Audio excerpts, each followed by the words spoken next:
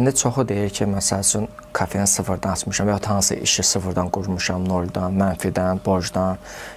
Mən indi xayb olsun deyə olanı demək lazımdır. Bizdə məndə dediyim kimi də ev vardı, evi satdım, evi işə qoydum.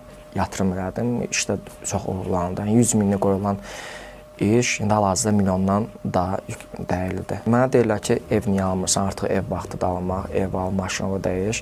Mən düşünürəm ki, evi almaqdansa, yəni kassamı artırıram, kassamın sayını artırıram. Mənə gəlir gətirən ev deyil, kassadır. Pulum çoxlandan sonra istədiyim yerdə kvartira qala bilərəm, yəni bahalı evlərdə.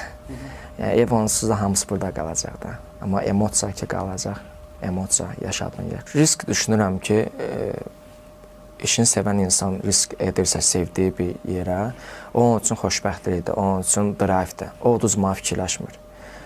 Yəni uduzsa da belə, o bilir ki, uduzandan sonra qələbə gəlir.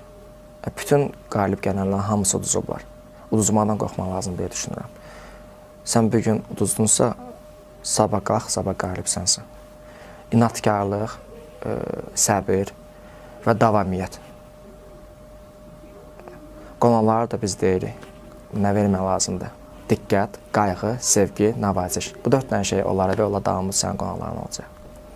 Və çalışdığım qədər qonaqlarına özüm məşğul oluram, özüm qarşılayıram, əyləşdirirəm. Yəni onlar məmnun qalsınlar, davamlı gəlsinlər və xoşbəxt çıxsınlar bizim məkana. Axırda bizə gəlib yaxınlaşa deyirlər, sağ olun, çox yaxşı idi, yenə görüşəcək, yenə gələcək sizin məkanımıza. O bizi xoşbəxt eləyir. Və biz bu sözlər üçün çalışırıq, biz bu sözlər üçün vuruşuruq. Bu sözləri qonaqlardan eşitmək üçün xidmət göstəririk. Əsas budur.